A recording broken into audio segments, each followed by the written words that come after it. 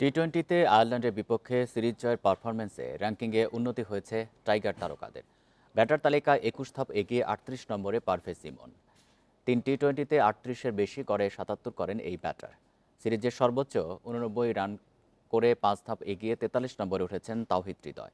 আইরিশদের বিপক্ষে ৩ ম্যাচে ৭৩ রান দিয়ে ৩ উইকেট শিকারে ২ ধাপ এগিয়ে ৮ নম্বরে টাইগার পেসার মুস্তাফিজ। ৩ ধাপ উন্নতি মাহেদী হাসানের ১৪তম স্থানে উঠেছেন।